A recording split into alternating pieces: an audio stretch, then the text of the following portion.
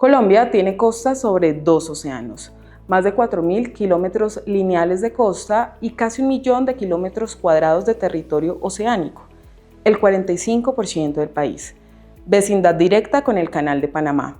Y sin embargo, el propio Estado lo reconoce. No hemos aprovechado el potencial ni esa posición geoestratégica entre el Pacífico y el Caribe. ¿Cómo puede un país con dos mares construir un futuro a espaldas del océano? Esa es la pregunta que abre la primera temporada de Puente Marítimo.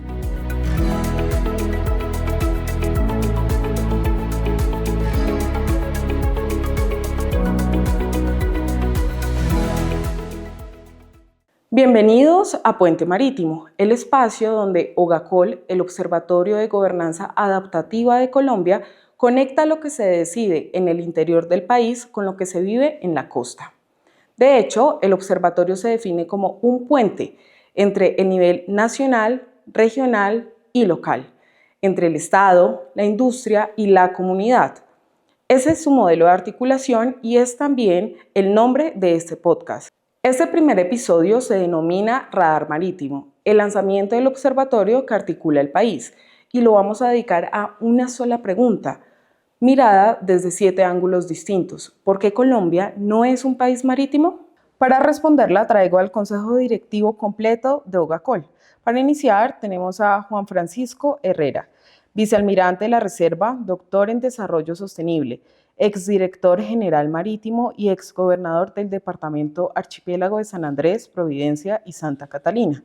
Por otro lado tenemos a William Tomás Pedrosa, candidato a doctor en Ciencias del Mar, magíster en Auditorías Ambientales, especialista en Derecho Ambiental, especialista en Pedagogía, profesional en Relaciones Internacionales, capitán de navío del escalafón complementario en retiro de la Armada de Colombia. Por otro lado, nos acompaña Germán Alberto Rojas, asesor en temas marítimos, fluviales y portuarios, capitán de navío de la Reserva Activa de la Armada Nacional. Y por último, pero no menos importante, nos acompaña Juan Sebastián Herrera, abogado máster en Derecho Marítimo Internacional, graduado del Instituto de Derecho Marítimo Internacional de la OMI en Malta. Bienvenidos. Gracias. Sebastián, quiero empezar contigo. Representas el relevo generacional de OGACOL, de este observatorio. ¿Y por qué crear un observatorio como OGACOL justamente a nivel generacional? ¿Y por qué esta pregunta era importante para iniciar la conversación del día de hoy? Bueno, Carolina, muchas gracias. Yo pienso que quiero hacer un punto importante en lo que mencionas del relevo generacional. Personalmente, como la persona más joven de este grupo, hago parte de ese mismo relevo generacional y soy pionero en lo que es el tema de marítimo en Colombia.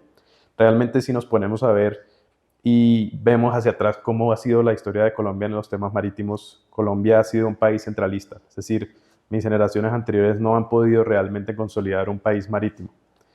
Entonces, teniendo en cuenta esto, ¿cómo desde el observatorio podemos trabajar esto? Lo trabajamos desde el tema académico. El observatorio actualmente lo trabaja diferentes programas académicos para tratar de fomentar esa cultura marítima que tanto necesitamos y poder llegar a los jóvenes, que es algo que va a ser muy importante para el futuro. Ahora bien, hablo de academia, pero realmente, respondiendo a tu pregunta, yendo por qué debe crearse un observatorio como este, hay que ir más allá. No solamente el tema de fortalecer la cultura marítima, sino también servirle a la gente, servirle a las comunidades. La comunidad, que es otra de las partes importantes de los 4 actores clave de nuestro observatorio. Academia, comunidades. El siguiente sería lo que son las empresas, que son al final los que fomentan o los que dan el impulso económico para poder desarrollar los proyectos marítimos a nivel nacional. Y por último, lo que son las autoridades. Ahora bien, cuando menciono los 4 puntos, ¿qué es lo que hace el observatorio? El observatorio trabaja para hacer ese puente de conexión entre esos 4 puntos, ya que hay el paradigma de que si es de comunidad, es difícil llegar a la autoridad o también difícil hacer acuerdos con empresas, por lo que trabajamos constantemente en ser ese puente y esa conexión. Sebastián nos deja un mapa sobre la conversación de hoy y gracias por eso, porque nos permite hilar sobre lo que vamos a abordar del observatorio. Pero vamos a iniciar desde el inicio. Germán, William, cuéntenos por favor cómo llega un país que tiene 2 océanos a pensarse a nivel costero, litoral, de su litoral desde el centro. teniendo la capital, no a diferencia de las grandes potencias que tienen su capital en la costa, lo pensamos desde adentro. Cuéntenos sobre ello. Ese es un gran punto, Carol, que tú tocas, porque la historia nos dice cómo llegamos a hoy día. Muchas veces se piensa que el mundo marítimo y portuario en Colombia empieza solamente con la formación de la flota mercante gran colombiana, pero resulta que no. Resulta que Colombia es un país marítimo desde 1821, precisamente 29 de septiembre de 1821, cuando se genera el primer registro de barcos en Colombia. ¿Qué quiere decir esto? Que desde el inicio de la República se evidenció la necesidad de que barcos con la bandera colombiana trajeran los productos que necesita el país. En aquella época la dependencia del medio marítimo para el comercio exterior era del 100%. 200 años después, esta dependencia es del 97%. No ha disminuido. Lo que ha disminuido es el conocimiento y el aprovechamiento del mar para beneficio del país. Hemos tenido puntos críticos. El punto más crítico de dejar de lado el mar probablemente fue la separación de Panamá, por ahí en 1903. Ese fue el momento más oscuro en la historia de Colombia. En aquel momento, la Colombia de ese entonces era una Colombia totalmente agraria, extremadamente centralizada y que no identificaba el potencial y lo importante del mar. Una vez se separa de Panamá, la indignación nacional crece y empezamos a despertar. Ese despertar, digamos que encuentra un punto muy interesante hacia 1932-1934, cuando se organiza la Armada de Colombia. Y cuando se organiza la Armada de Colombia, empieza a dársele sentido al conocimiento del mar a partir del conocimiento intrínseco del mar. Entonces, el Estado hace un esfuerzo increíble y empieza a mandar oficiales a diferentes partes del mundo a aprender cómo los países avanzados lo hacían. Traemos una misión británica que nos enseña y empezamos a formar nuestros propios oficiales. Ese es el inicio de la Armada como la conocemos hoy. Y gracias a ese inicio empieza a desarrollarse el país marítimo. Un país que le falta muchísimo por desarrollarse. Un país que está apenas en sus primeros pasos, pero que tiene un potencial increíble gracias a la presencia que tenemos en las dos costas que tú muy bien has citado. Gracias, Germán. William, complementando un poco lo que acaba de mencionar Germán, ¿cómo se puede representar de mejor manera esa frase que dice que Colombia nació mirando hacia las montañas? ¿Qué reto histórico marca más con claridad o representa con mayor claridad esta frase, este eslogan? Bueno, yo creo que Germán hizo una síntesis histórica muy interesante y refleja un poco esa necesidad que se fortalece a través de diferentes hitos. Hitos importantes que dan alegría, pero otros que no tanto, como la separación de Panamá, pero que de todas maneras genera un despertar en el desarrollo marítimo en el país. La Armada de Colombia y posteriormente hacia los años 60, 70, hay unos asuntos bien importantes. La misma creación de la autoridad marítima, el hecho de que la Armada empieza a fortalecer el desarrollo marítimo en general es bastante útil. Y luego viene la creación, por ejemplo, de la Comisión Colombiana de Oceanografía en 1969, el Año Geofísico Internacional, que es muy importante, y muchas otras cosas. Hablar un poco de cuándo nace el país de espaldas al mar. Bueno, podemos decir que no hay un hito concreto y específico, pero sí podemos decir que siempre se actuó bajo esa condición por una razón, porque no había una integración de los asuntos de Estado en relación con el desarrollo marítimo. Y teníamos presidentes de diferentes condiciones. Entonces, a algunos no les gustaba el mar, unos decían que el mar era de los costeños, otros decían que el mar era para todos y otros decían que el mar no era importante. De tal manera que esos son los hitos que yo podría decir que son relevantes, pero hay más hitos positivos que hitos negativos. No hemos crecido lo que teóricamente se debió haber crecido durante tantos años, porque pues son muchos años de desarrollo, pero sí se ha hecho muchísimo y la Armada Nacional, la Autoridad Marítima y muchas otras entidades lentamente y poco a poco han incidido en esta necesidad de ese desarrollo marítimo nacional. Juan, en tu rol que has venido desarrollando o desarrollaste como gobernador a nivel de líder, ¿cómo podrías complementar un poco lo que nos acaba de abordar Germán y William? Sí, un punto principal de esta conversación tiene que ser el reconocimiento desde el Estado como administrador público que realmente no ha tenido la capacidad de integrar el mar al territorio.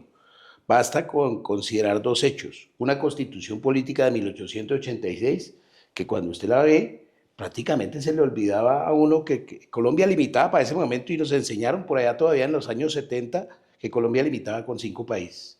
Cuando llega la constitución política del 91, ya por lo menos hay un cambio muy importante allí, porque empiezan a ser considerados los aspectos ambientales, los aspectos marítimos, la responsabilidad de la Armada, la responsabilidad de la autoridad marítima, y realmente es un complemento muy importante. Pero aquí viene un segundo elemento clave, y es que el centralismo, con ese cambio de constitución política, se mantuvo, a pesar de que gran parte del objetivo de la constitución política del 91 era la descentralización de las regiones para que fueran autónomas y generaran sus propios planes. Todavía estamos en este nuevo siglo y sin embargo seguimos hasta ahora. Nosotros tenemos 12 departamentos costeros, 47 distritos y municipios costeros y solamente hay una Secretaría Marítima y Portuaria en el distrito de Barranquilla y una Secretaría del Agua en Atlántico. Eso muestra claramente por qué es que realmente el tema marítimo no ha sido considerado. Precisamente el observatorio lo que está buscando es integrar desde las regiones, lo local, regional, hacia lo nacional, para que de esa manera sean los planes de desarrollo nacionales que se nutren de las regiones y de las localías, no lo contrario como siempre ha sido, porque casualmente como gobernador, un día me llegó una comisión del Departamento Nacional de Planeación y me legalizó el plan de desarrollo para San Andrés. Y en unas mesas técnicas, eso no sirve. Sirve un trabajo desde las regiones hacia lo central para que se tomen en cuenta la forma de participación y de integración del Estado en esos elementos de empresa, comunidades, instituciones. Gracias, Juan.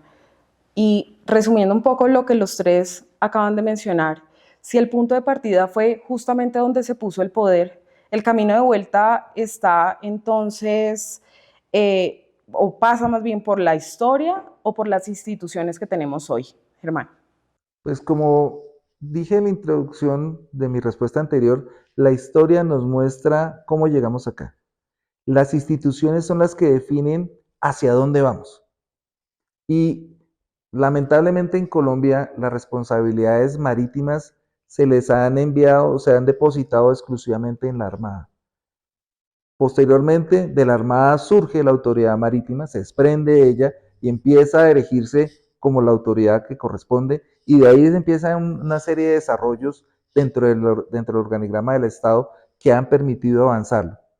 Sin embargo, estas organizaciones no tienen las competencias, no tienen las capacidades y muchas veces no se hablan los unos con los otros en asuntos asociados al mar.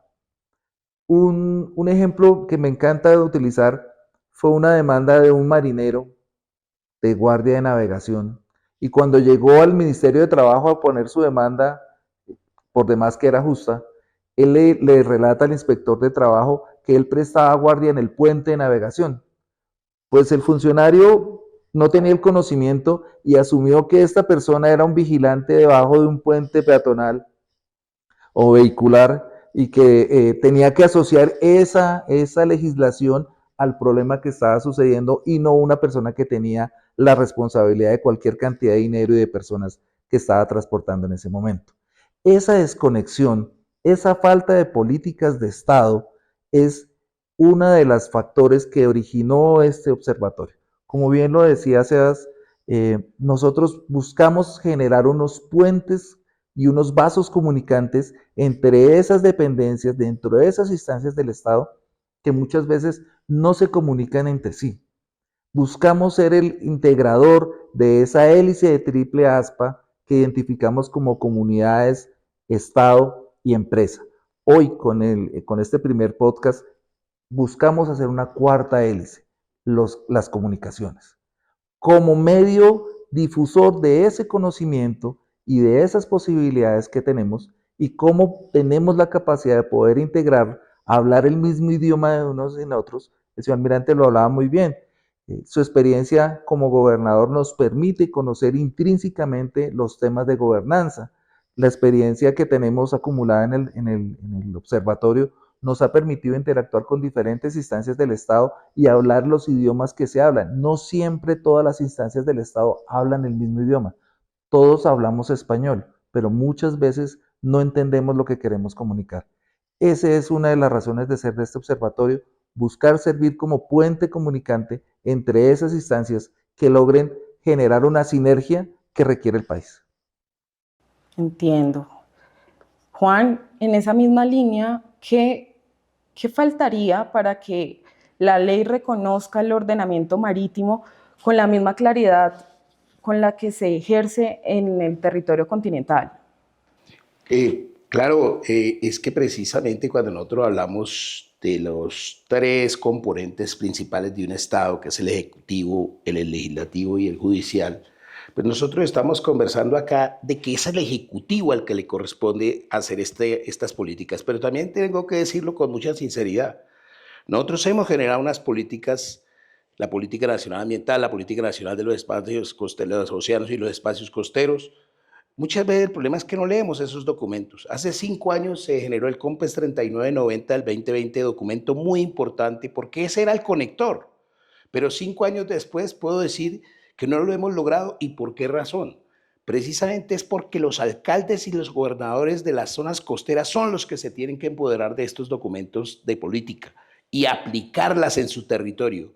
Uno llega a una región costera y pregunta: ¿cuántos comités de manejo integrado de zonas costeras que establece el artículo 89 de la ley de distritos? Y uno dice: ¿qué es eso? Uno le pregunta al secretario de gobierno, a la secretaria privada, y dice: ¿y eso dónde está? Entonces, el problema también es de un fortalecimiento en la generación de capacidades de los funcionarios públicos. Por eso la alianza con la academia nos lleva a dos partes: la administración pública como tal, en las zonas de las regiones costeras sobre todo, pero también directamente sobre la influencia de comunidades que nos han demostrado que no necesitan estar en colegios y universidades para que cuando se comprometen con programas de capacitación, los aplican, generan sentido de pertenencia, protección ambiental, seguridad marítima y una calidad de servicio, logrando esa integración de respeto por el agua, por nuestra biodiversidad, pero con participación de comunidades. Entiendo. Y también complementando un poco lo que acabas de mencionar, en la actualidad se cuenta en Colombia con más de 100 entidades que ejercen sobre los temas marítimos. ¿Cómo se puede desarrollar un mando claro para que de esta manera no se pierda lo que cada una ya aporta, sino que al contrario se empiece a fortalecer más todo el territorio marítimo colombiano? Aquí habría que reiterar la importancia del respeto por la legislación marítima, pero no solo la marítima, todas las políticas públicas y la normatividad del Estado, que es absolutamente completa, con 3 instrumentos que pueden hacer alcaldes y gobernadores, que es ser juiciosamente los comités de manejo integrado de zonas costeras, que está la ley de distritos, con los consejos departamentales y regionales de gestión del riesgo, que son parte de la ley 1523 y que es obligación de alcaldes y gobernadores, y con la ley del turismo que fue actualizada, la 1258, y que nos da la posibilidad de hacer los comités locales de playa. Mire, con esos 3 instrumentos, un alcalde y un gobernador dirigiendo, las otras instituciones lo siguen. Pero se nota claramente que hay un problema de falta de conocimiento, de información, y es donde los observatorios se vuelven ese conector, porque nosotros podemos llevar a que esos comités que se tienen que realizar con seguimiento y supervisión, el Estado tiene el planear, el hacer, el verificar y el realimentar. Eso es lo que se debe hacer, esa es gestión pública. Los funcionarios públicos a veces creen que se quedan en la oficina y solamente que dentro de lo que le dice un horario, pero no están viendo la gestión que desde salir de esa oficina, ir al territorio costero, relacionarse con comunidades, generar confianza, organizar comunidades y organizar planes, programas y proyectos que vayan a ese fin, porque el Estado ha generado muchos recursos para eso. Creo que es la ruta. Las demás instituciones se acomodan con el acompañamiento histórico de la Armada Nacional, de la Dirección Marítima y la Comisión Colombiana del Océano.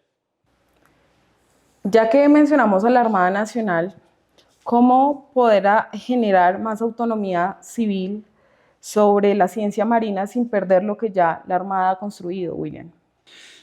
Aquí, Carolina, hay un reto importante, el señor Almirante lo mencionaba, y es la integración. Son muchas entidades eh, y hay una ruta clara que se llama Política Nacional del Océano y están los intereses marítimos colombianos. Esa es la ruta. A partir de ahí, me parece fundamental que las entidades se apersonen desde sus funciones fundamentales de esos temas marítimos alrededor de los documentos de política pública. Entonces, los intereses marítimos existen, pero es necesario, absolutamente necesario, que cada entidad haga una evaluación de lo que le corresponde. El Ministerio de Transporte, pues hay un interés marítimo que se llama transporte marítimo. Ministerio de Comercio, Industria y Turismo, hay un interés marítimo que se llama turismo marítimo. Eso significa que a nivel de ciencia y tecnología, pues también el Ministerio de Ciencias también tiene que hacer lo propio. Si eso no se da, si no hay un compromiso fundamental de cada una de las entidades del Estado en relación con el desarrollo, la apropiación de los intereses marítimos, no vamos a tener entonces un país marítimo desarrollado. No vamos a tener esa integración de la que hemos hablado entre los planes locales de desarrollo y el desarrollo marítimo nacional. Los alcaldes, los gobernadores requieren mirar hacia el centro, pero también requieren involucrar en sus planes locales y sus planes regionales de desarrollo los intereses marítimos colombianos y en el caso de ciencia y tecnología exactamente hacer lo propio. Y aquí viene entonces fundamental la integración empresa, academia, comunidad y, por supuesto, las entidades del Estado. Gracias, William. Pero acá es algo bien interesante lo que acabas de mencionar y haciendo un énfasis en lo académico, ustedes que también vienen de la Armada, ¿cómo poder hacer para que ese conocimiento no sea tan exclusivo de los oficiales de instituciones como la Armada, como la CCO o como DIMAR, sino que pueda ser más abierto a los colombianos para que todos lo hagamos más nuestro y que podamos conocer más de todo lo que se viene haciendo? No sé si quieras iniciar y luego Germán. Sí, yo creo que, gracias, hay una demanda importante y una oferta importante también de programas de educación en asuntos marítimos que es poco visible. Y también veo que hay un compromiso y un interés importante de algunas universidades de trabajar temas del mar. El Pacífico y el Caribe son dos nichos de desarrollo fundamentales. Alguien lo decía, es que los recursos económicos están en el mar y eso es cierto, pero también los problemas están en las zonas costeras y eso es cierto. ¿Y qué debemos hacer entonces? Que las universidades, que la academia revise de manera mucho más concreta y específica la oportunidad que se tiene para abrir programas que sean útiles para las regiones. Hay interés de muchas universidades de hacerlo y yo creo que este es un buen camino y se puede partir de allí para lograr un verdadero éxito y una integración académica y una integración entre la universidad, la comunidad, la empresa y el mismo Estado a partir de la generación de nuevos programas académicos. No estamos diciendo que no exista nada, por supuesto. Existen varios programas, ya tenemos un doctorado en Ciencias del Mar que es muy importante y es un doctorado interinstitucional que representa de todas maneras un muy buen aporte a este desarrollo marítimo nacional. Germán, pero complementando un poco lo que acaba de mencionar William, ¿qué ganaría justamente el país si ese conocimiento justamente no estuviera concentrado en unos pocos expertos, sino también en profesionales quizás de otras carreras que no son tan afines, pero que también podrían tener una gran incidencia en todo este tema? Capacidad para tomar sus propias decisiones y no tener que depender de profesionales de otras partes del mundo que traigan un conocimiento que se pueda adquirir, digamos que de una manera razonable. No estamos hablando de física nuclear, de ingeniería espacial, estamos hablando de unos conocimientos que en otras partes del mundo es tan normal como estudiar aquí en Colombia derecho o una ingeniería civil. La Armada fue el punto de partida, pero no es el punto de concentración. De hecho, la Armada a través de su historia lo que ha generado es irradiar ese conocimiento a través de sus oficiales que una vez cumplimos con nuestro ciclo en la Armada, salimos a la sociedad civil y traemos ese conocimiento y lo aplicamos a escenarios, digámoslo así, civiles. El primer programa de biología marina en Colombia se desarrolla en Bogotá, no se desarrolla en Cartagena. Pero más importante, y para contextualizar hoy en día, uno de los nichos más interesantes de industria marítima en Colombia está bien alejado del mar, está en Caldas, está en Manizales. Se llama el Clúster Marítimo de Caldas, de Manizales. Allí fabrican vidrios, puertas, camas, cauchos, resortes que necesita un barco y los venden, se los venden a los astilleros que trabajan en Cartagena, que trabajan en el Pacífico y con eso se construyen los buques o se reparan los buques que requiere Colombia o que tiene Colombia. Tenemos buques de bandera extranjera que llegan a repararse acá y se utilizan estos repuestos. ¿Esto qué quiere decir? Esto quiere decir que el campo marítimo tiene una aplicación enorme, casi que en cualquier industria que se desarrolle en Colombia.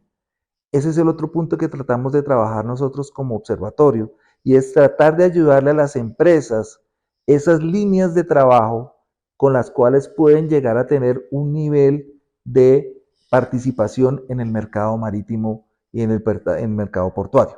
Un buque puede ser perfectamente una ciudad completa a flote.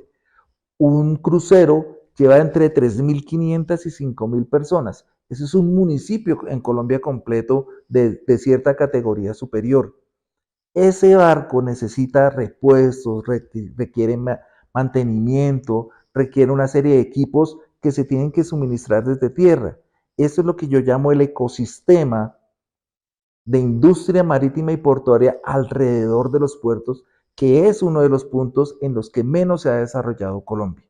Entonces, reitero el inicio de mi respuesta, ganamos autonomía, ganamos eliminar esa dependencia que podamos tener y estamos dejando de aprovechar ciertas oportunidades que la misma actividad que se está desarrollando hoy en día nos permite, pero por desconocimiento no la aprovechamos. Entiendo. Y justamente siguiendo con el tema de educación, ¿qué tan cerca estamos de tener legisladores con una formación técnica marítima que nos permita fortalecer a las gentes de mar? Pues hoy en día la CCO hizo un trabajo bien interesante e hizo un inventario de carreras técnicas, tecnológicas, profesionales y de posgrado asociados al mar. Para alegría del país, hay 100 programas académicos asociados al mar y al río, porque pues, hasta ahora solamente hemos hablado de mar, pero el río también es una fuente importantísima de recursos y de oportunidades. Dentro de eso tenemos desde grados técnicos hasta, como lo decía Miqueta Pedrosa, hasta doctorados. El último programa que entró en vigencia asociado al mar es la maestría de Derecho del Mar, como una respuesta a la falta de conocimiento en este sentido, pero en ese sentido sí yo pediría de pronto a Gaitán Pedrosa, que es el papá de esa maestría, que nos ilustre un poquito más, y creo que el señor almirante también quería hacer un aporte ahorita. No, el aporte mío iba muy enfocado a decir que Colombia no tenemos más de 4 astilleros realmente que puedan diseñar buques de dimensiones ya que puedan navegar a nivel regional del Caribe, por ejemplo. Hay unos astilleros más pequeños, pero un país marítimo no puede tener 3 astilleros grandes. Un país marítimo con 2 costas debería tener el doble de astilleros. Y lo intentaron ya. Es muy importante reconocer que en los planes nacionales de desarrollo del presidente Duque del 2018 al 2022 hubo 2 capítulos dedicados a los océanos y concretamente al sistema insular de San Andrés. Y este programa que está terminando este gobierno tenía un capítulo, todos alrededor del agua. El problema es, como fueron planes de desarrollo que se hicieron desde 2.600 metros más cerca de las estrellas y más lejos de la zona costera, pues en la zona costera los que deberían ejecutarlos, alcaldes y gobernadores, no lo vieron. Y entonces al final tenemos los mismos astilleros que desde 2018 existen.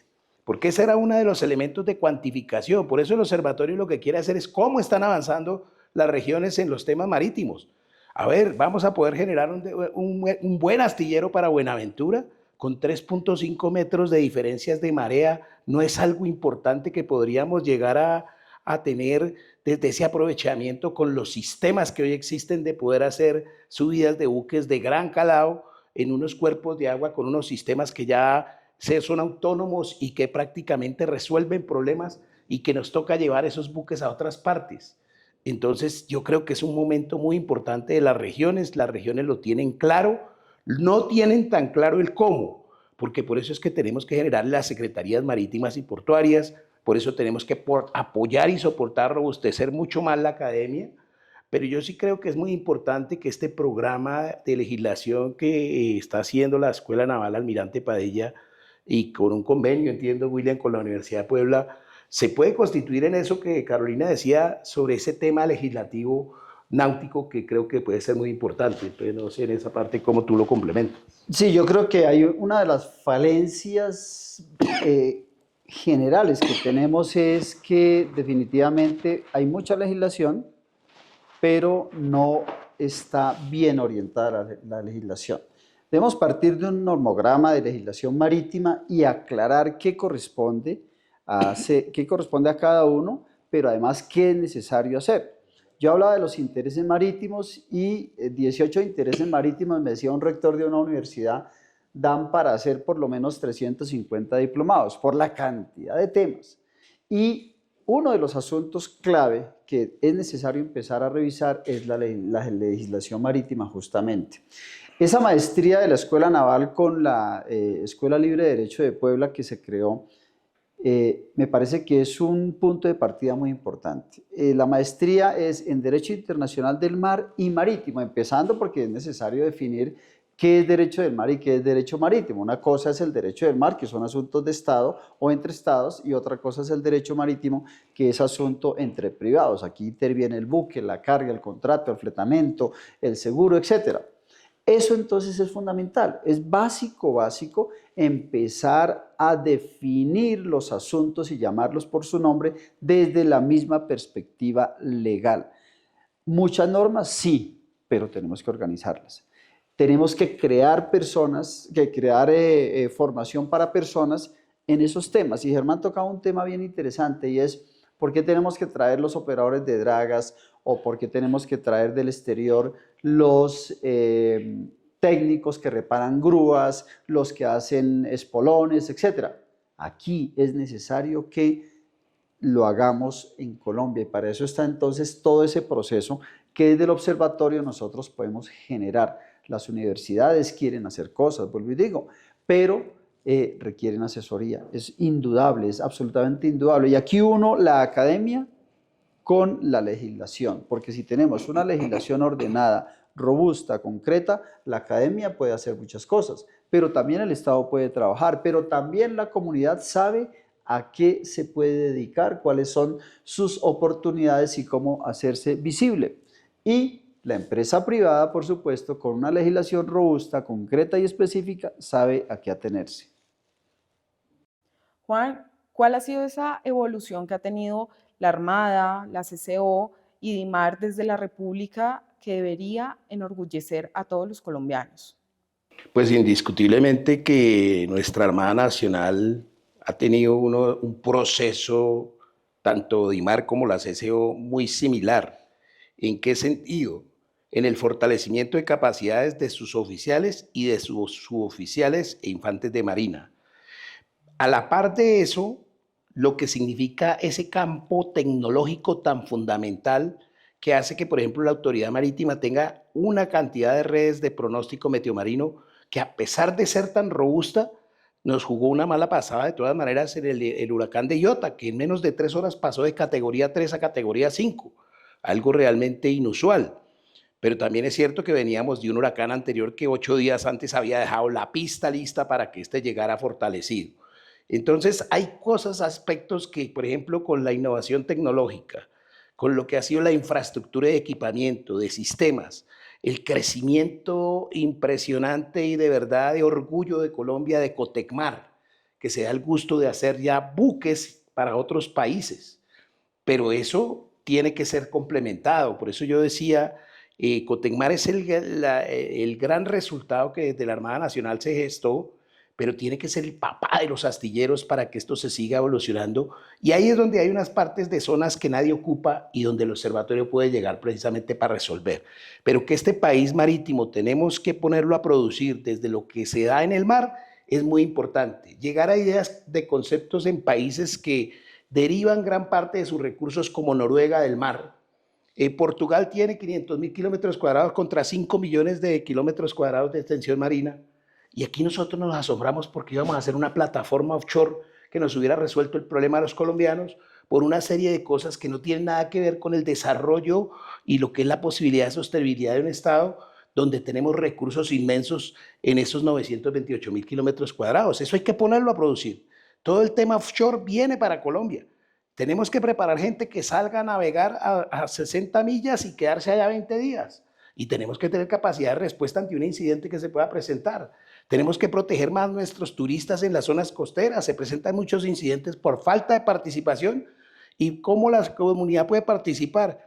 Una señalización marítima nos evitaría que tuviéramos incidentes en playas que son muy importantes, que la gente visita, pero que nadie cuida. Y si la comunidad es la propia la que tiene la responsabilidad, como se han demostrado en otras áreas, entonces ahí no suceden esos eventos. Mitigamos los riesgos, generamos una mejor calidad de servicio, protegemos ambientalmente y tenemos una participación integral, como lo hemos venido diciendo. Acabas de mencionar algo interesante y es el orgullo colombiano. William, y en la práctica, ¿qué significa construyendo un país marítimo más allá del simple lema? Bueno, construir país marítimo es definitivamente ir colocando los ladrillos necesarios para lograr poco a poco tener ese país marítimo. Ese país marítimo es el país ideal que menciona el señor Almirante y que mencionaba Germán también y Sebastián, de que el mar está abierto a todos y que del mar se extraen recursos y que del mar se puede vivir y se puede vivir de una manera muy cómoda y que el mar es definitivamente una opción de desarrollo económico, social, ambiental, cultural, etc. Eso es construir país marítimo. Construir país marítimo también es que los planes de desarrollo de los gobiernos estén impregnados por agua salada. Es decir, que el Plan Nacional de Desarrollo tenga el mar y la zona costera como un objetivo concreto y específico. Construir país marítimo también es que en el Consejo de Ministros se hable del mar. Allí se sienta el ministro de Transporte, el ministro de Ciencias, el ministro de Relaciones Exteriores, pero no se habla del mar y resulta que todas estas carteras están asociadas al desarrollo marítimo. O que exista entonces un alto consejero de asuntos marítimos o que exista una entidad general que pueda decir me encargo del desarrollo marítimo y que aglutine lo que existe y que organice lo que existe. Una administración marítima, no sé, algo así. Eso es construir país marítimo. Construir país marítimo es que haya cada vez menos pobreza en las zonas costeras, que haya más opciones de que los muchachos se dedican a ejercer la pesca y no se vayan de las regiones hacia el centro del país a hacer otros oficios.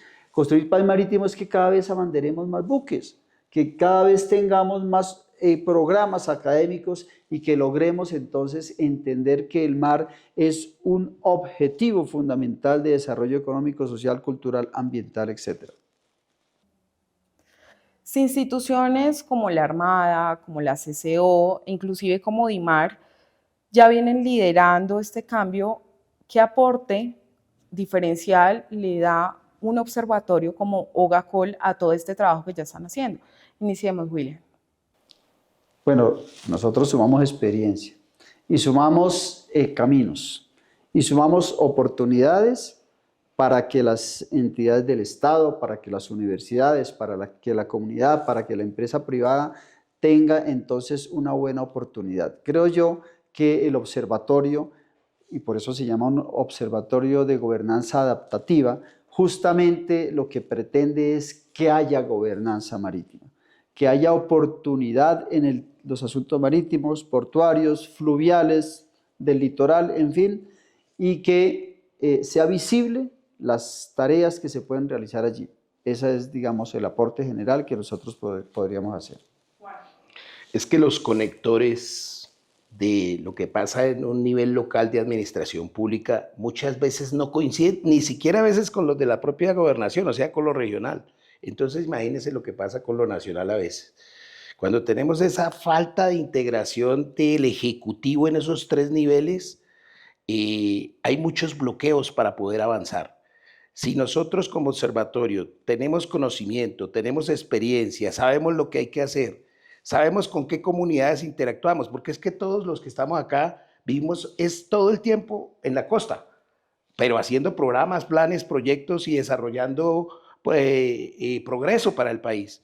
Entonces sabemos los roles desde lo que significa esa experiencia magnífica de haber sido gobernador, de lo que es una administración pública muy seria y responsable, a partir de que se nutra de ese conocimiento académico que nos dan las universidades. Y ahí es donde tenemos una deuda grande, porque todavía creemos que en Colombia tenemos suficientes programas del mar y no los tenemos. Tenemos que robustecerlos. Y tenemos que robustecer la capacidad de las personas en la administración pública. Eso es clave. Entonces nosotros como observatorio, esos son los puentes que tendemos, esas son las líneas de conexión y articulación. Resolvemos problemas de posibles conflictos por diferencias que a veces se van a extremos que no corresponden a resolver el problema. Porque no importa si yo lo resuelvo con mi mano derecha o con mi mano izquierda. Lo importante es que era un problema y había que resolver. Y si parte lo resolví aquí, en la otra parte la tengo que resolver acá. La administración pública es una sola, el Estado es uno solo, no es un espacio temporal para cambiar todo, sino que hay que construir sobre el construido, y el observatorio en los temas marítimos está diseñado para eso. Sebastián. Mira, Carolina, yo quisiera hablar del tema del valor agregado que da el observatorio desde mi experiencia en el sector público marítimo y también en el diagnóstico que como observatorio hemos realizado en los recientes meses de trabajo. Personalmente, por mi experiencia y por lo que hemos podido ver, surgió una frase o una idea desde el sector público que es estamos trabajando en nuestro día a día y hay cosas que de pronto no nos podemos encargar. Ahí es donde entra el observatorio. Ahí es donde nosotros, a través de ese diagnóstico y esa información que vamos recolectando, nos volvemos, aunado a nuestra experiencia, un ente asesor que realmente puede lograr encontrar la resolución de esos conflictos y esos problemas que se puedan presentar. ¿Cómo lo hacemos? Nosotros, con todo lo que vamos recolectando, con la experiencia que hemos tenido, con saber la diferencia de los problemas de las comunidades entre las diferentes regiones del país, porque es que hay que decir que no es el mismo problema de una persona del Pacífico que en el Caribe. Nosotros, después de saber lo que es específicamente lo que necesitan, podemos asesorar de la mejor manera y complementar lo que de pronto las autoridades, sin ánimos de criticar ni nada, de pronto por la dinámica de lo que es pues, su trabajo, de pronto no logran cubrir, y nosotros entramos en esa faceta. A mí me gustaría introducir un concepto muy concreto para poder ilustrar mejor mi posición: la talasocracia. La talasocracia son aquellas naciones que han incorporado a sus decisiones al mar. No solamente en temas de pesca, en temas de turismo de sol y playa, sino en todos los aspectos y en todos los campos de conocimiento y de poder de los estados. Ese es un concepto muy viejo. Las primeras fueron los fenicios, egipcios, Grecia, Venecia, España, Portugal, Reino Unido y ahora Estados Unidos. Todos esos estados que han sido los países dominantes, hegemones en su momento a nivel global, han pasado por el mar porque vinculan todas sus decisiones al mar. Los países más desarrollados del mundo tienen sus centros de producción cerca al mar. ¿Por qué? Porque disminuye los costos de logística. Colombia, como lo vimos a través de la charla, se desarrolló diferente. Se desarrolló en la cordillera, en la mitad del país. Es el reto que tenemos. Para poder ayudar al Estado en ese proceso, la Armada Nacional, la Dirección General Marítima y la Comisión Colombiana del Océano hace una identificación de esas oportunidades para que este país, que de pronto a veces no mira tanto al mar, identifique y priorice esas 18 oportunidades o beneficios que tenemos como país. esa es una gran ayuda, sin embargo, no es suficiente. Entonces, el observatorio entra como un catalizador, como un complemento de aquellos gobernantes, de aquellos funcionarios que tienen toda la decisión de beneficiar a su comunidad, pero de pronto no tiene el conocimiento suficiente. Entonces entramos nosotros como ese complemento a decirle, señor gobernador, señor alcalde, señor ministro, podemos desarrollar determinada actividad en este sentido. ¿O cuál es su visión? No, yo quiero desarrollar la administración. Listo, abramos algo de administración marítima y empecemos a desarrollarlo. Un solo puerto en Colombia genera mínimo 500 puestos de trabajo entre directos e indirectos. Es increíble el desarrollo que se puede generar solo con las actividades de carga. Ahora, si nosotros alimentamos ese ecosistema, generamos un impacto superior. ¿Qué sucede en Colombia? Lo decía muy bien ahorita el señor almirante. De todos los buques que arriban a nuestros puertos en Colombia, la capacidad astillera en Colombia solamente tiene la capacidad de atender el 17% de todos esos barcos que llegan con necesidades, porque llegan con, les falla algún equipo, se daña alguna cosa, necesitan algún repuesto, necesitan suministros. Solo hay en Colombia 41 empresas, nada más 41 empresas en las dos costas que están asociados a temas de mantenimiento y reparación de los buques. Esas son las oportunidades que tenemos. Tenemos oportunidades para desarrollarnos. En Panamá, ese ecosistema se desarrolló muy bien. Y hoy en día, esas actividades asociadas a temas marítimos y portuarios generan el 31% del Producto Interno Bruto de ese país. En Colombia, con los problemas que hemos identificado acá, de falta de un sistema de gobernanza que genere las políticas, planes y proyectos en torno a los sistemas marítimos que lo llamamos nosotros la administración marítima, con esa desarticulación dentro de todos los actores y con esa falta de división, aún así, este sector le genera el 2% del Producto Interno Bruto. Ganadería genera el 3.5% y está muy bien organizada. Nosotros, sin organizarnos, sin tenerlo claro, generamos el 2%. Así que aquí tenemos una gran oportunidad. Y esas son las oportunidades que queremos nosotros visualizar a través de la labor que podemos desarrollar como observatorio. Germán, al inicio de tu última intervención mencionaste a las comunidades, que es uno de los 3 actores principales del observatorio. Cuéntame, por favor, un caso en donde haber incluido a las comunidades desde el inicio de la construcción de un proyecto hubiera cambiado por completo el resultado. Bueno, Caro, permíteme no hablar de uno, sino de 2 ejemplos puntuales. Uno en lo marítimo y otro en lo fluvial. En lo marítimo, una comunidad en la Alta Guajira tenía dificultades para seguir desarrollando su pesca de supervivencia. Logramos la confluencia de las 3 aspas en esta hélice que genera el desarrollo de una región o de un territorio. Convergieron unas empresas que buscaron formalizar el conocimiento que tenían estas comunidades. Se integraron ese conocimiento ancestral al diseño de los buques, de las lanchas que necesitaba esa comunidad. Entonces, en el diseño preliminar, utilizando todo el software, todos los ingenieros, todo el conocimiento, nos daba una determinada proa y cuando se la pusimos en conocimiento a la comunidad dijeron no, la necesitamos más alta por esto, por esto, por esto, por esto, por esto. Hoy en día esas lanchas siguen navegando, han dado un rendimiento extraordinario. Y no solamente eso, mira lo interesante que pasó con la comunidad. Cuando tú tienes un conocimiento formalizado y reconocido por el Estado, tienes una actividad económica regulada y dentro de la ley, y tienes un activo como es una lancha, puedes acceder a créditos en el sistema financiero colombiano, cosas que anteriormente no podían desarrollar. ¿Eso qué generó? Que esa comunidad esté desarrollando su misma actividad, pero en mejores condiciones y que le permite alcanzar ciertas cosas que anteriormente no había podido lograr, que solamente era un sueño para esa comunidad y así han podido desarrollar mejor sus actividades y es un proyecto bien interesante. El segundo, en lo fluvial, Río Cauca. Una comunidad lleva 100 años haciendo un transporte en una barcaza de construcción artesanal que había dado muy buenos rendimientos, muy buen funcionamiento y permitía la interconexión de 3 municipios del Valle del Cauca. Esa construcción entró en un deterioro bastante avanzado, bastante pronunciado, y logramos nuevamente confluir con estas tres aspas. la comunidad que aportó el conocimiento que llevaba de 100 años de estar hacer ese movimiento de un lado hacia el otro, las necesidades que tenía, la empresa que formaliza ese conocimiento, el Estado que toma ese conocimiento de las comunidades y construye un nuevo buque con el que se amplían 9 veces las capacidades que se tenían anteriormente.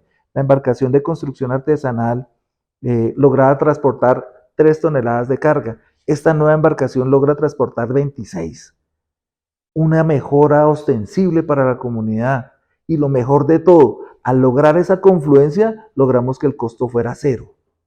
Pasar de un lado al otro, anteriormente tenía un costo representativo, pero más que todo para las personas que estaban ahí. Aquí no, como se logra la formalización, la empresa contrata a esas personas, el Estado a través de la gobernación asume los costos de funcionamiento y se logra que ese servicio a la comunidad sea gratuito.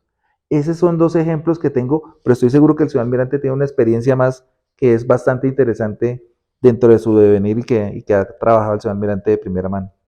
Sí, y claro, mira, la pregunta que tú hacías va enfocada a ese concepto institución-comunidad, porque en esta experiencia, haciendo un trabajo para obtener un título de maestría, identificamos, siendo autoridad marítima, un problema de una comunidad que entre todos vivían en peleas, sin un verdadero orden, y el principio fue generar ese modelo de una playa turística con participación comunitaria y organizar a la comunidad. Fue una experiencia maravillosa, que el resultado es que esa comunidad se empodera, tiene sentido de pertenencia, cuida la playa, mantiene el sistema de señalización marítima y hasta administra el comportamiento de sus propios miembros comunitarios, que puede ser lo mismo que puede pasar en las comunidades guayú o en nuestras comunidades indígenas del Pacífico,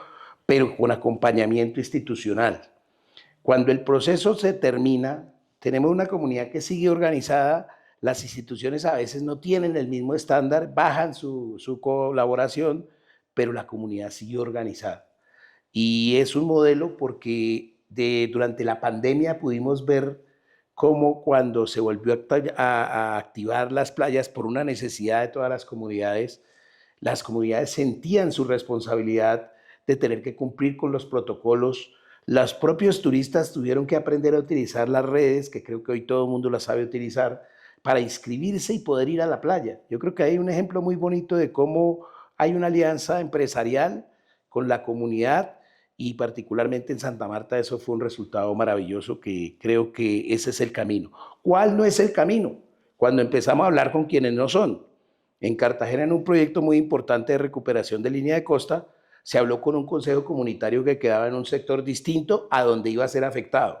Se generaron unos recursos para darle a esa comunidad y resulta que los recursos se fueron para una comunidad que no era, y cuando llegaron a hacer las obras y esta gente estaba empezando a quedar afectada, pues lógicamente empezó a hacer bloqueos porque no podía trabajar, pero porque no los habían consultado. Entonces, lo importante es que siempre de verdad trabajemos con la gente que le duele ese pedacito de línea de costa, porque si eso lo hacemos así, entonces es muy probable ser exitoso en los proyectos. ¿Qué no es exitoso? Cuando hablamos con una sola persona que se vuelve el líder en nombre de los demás, pero nunca les cuenta nada. ¿Qué es exitoso? Cuando hay una organización y hay asambleas y hay realimentación del proceso, y ahí tenemos avances significativos.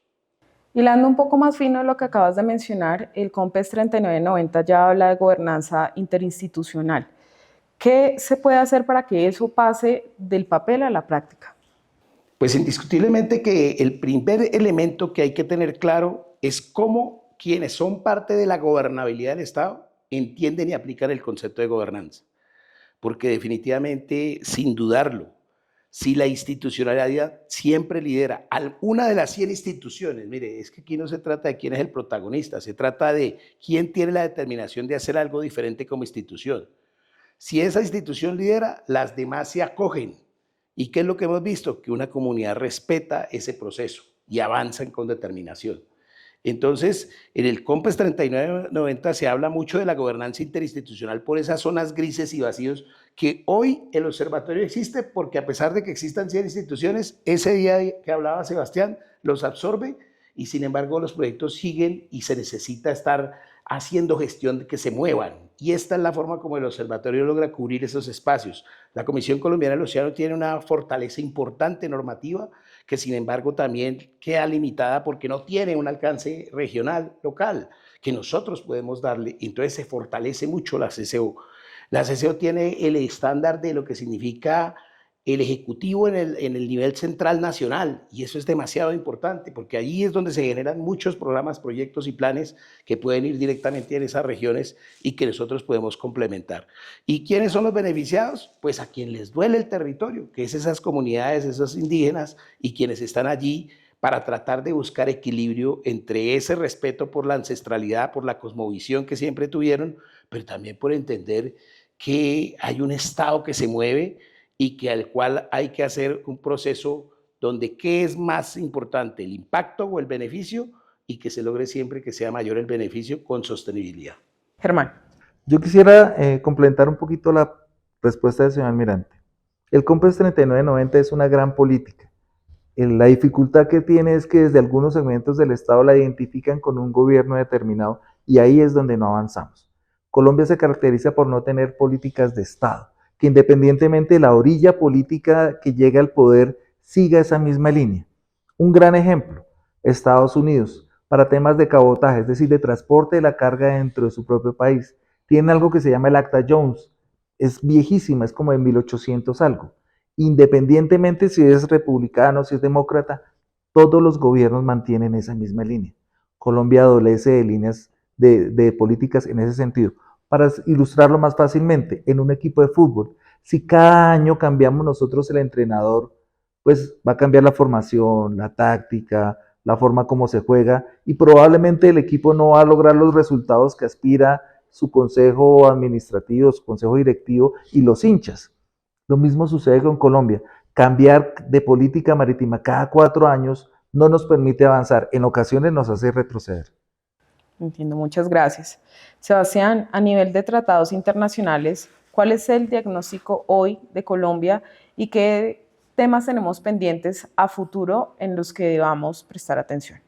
Bueno, Carolina, esta pregunta es muy importante y muy interesante porque el tema internacional también es parte esencial de lo que es el observatorio a largo plazo, ya que pues buscamos expandirnos no solamente en el área académica local y administrativa y de entidades, sino también poder lograr esa conexión con institutos extranjeros que nos permitan recolectar esa información necesaria para formar mejor a nuestros profesionales y, por qué no, también ayudar al desarrollo internacional.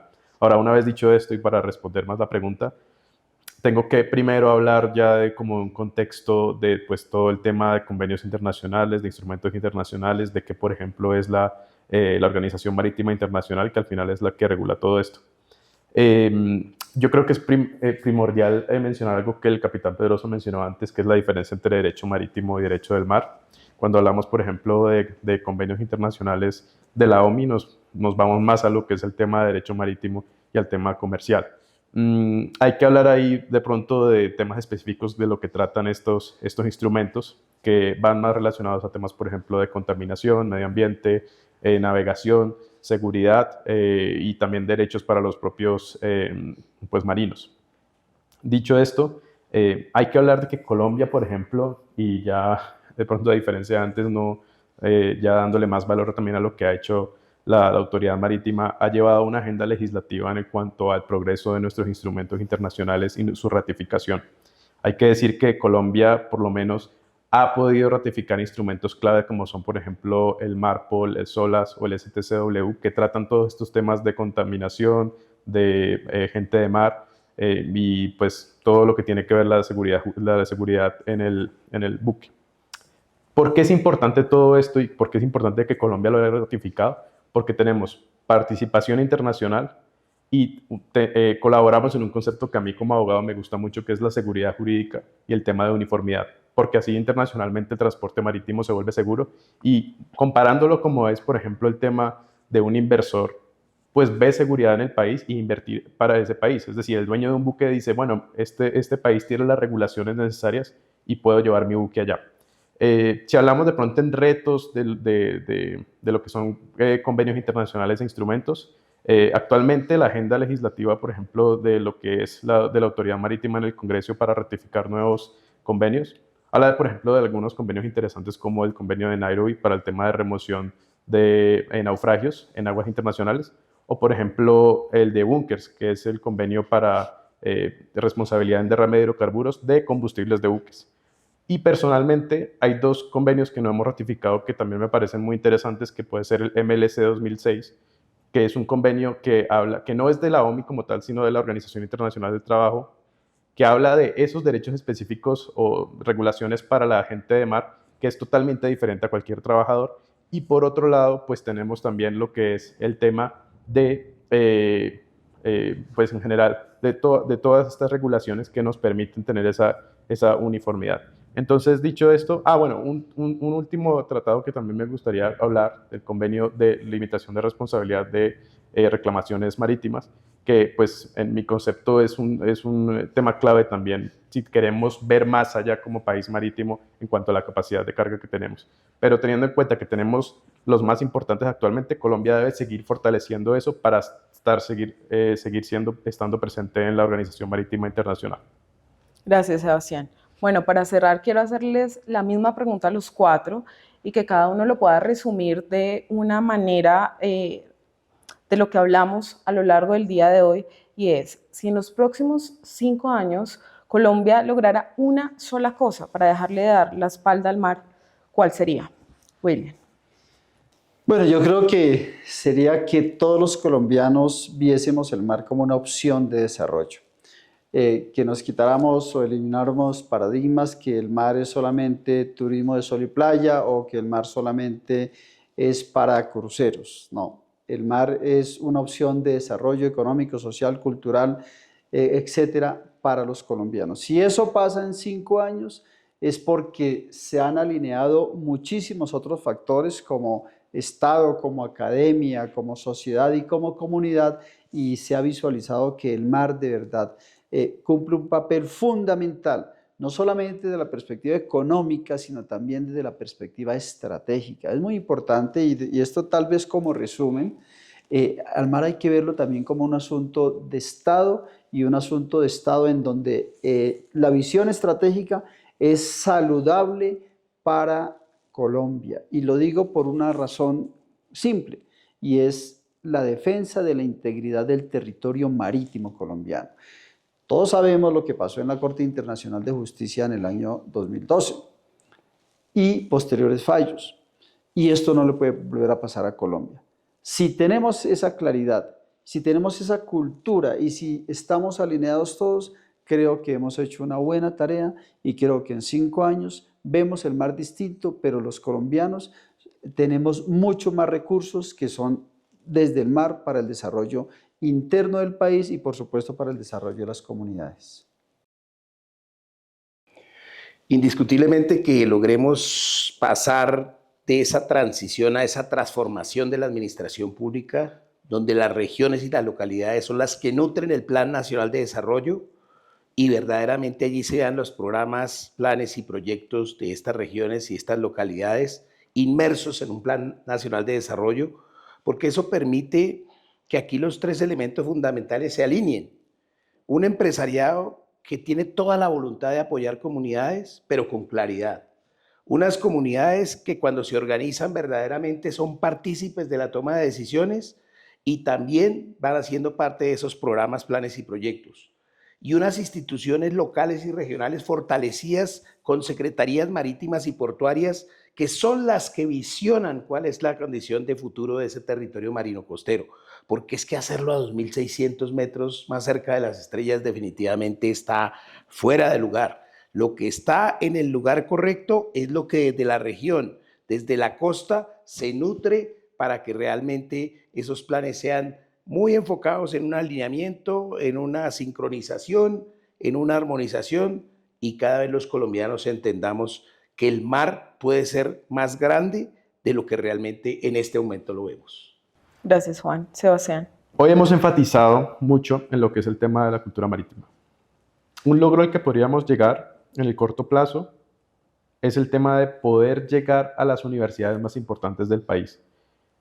Yo pienso que si bien hay muchos programas que se ofrecen en otras universidades del país, que también están en zonas costeras, hay que decir que de pronto nuestras universidades más importantes y sobre todo en ciudades como Bogotá o Medellín no están albergando de pronto programas masivos que puedan realmente provocar pues este incremento de conocimientos en cuanto a los temas marítimos. No solamente ya crear de pronto alguna carrera específica para eso, sino también cómo cada carrera realmente va enfocando a sus estudiantes para que puedan conocer las oportunidades que el mar da. Entonces, si a futuro Colombia empieza a ver ciertas universidades top de lo que es considerado, con muchos programas que realmente propongan o brinden este conocimiento, habremos logrado eso porque se volverá popular y los jóvenes lo verán como una buena oportunidad y algo llamativo.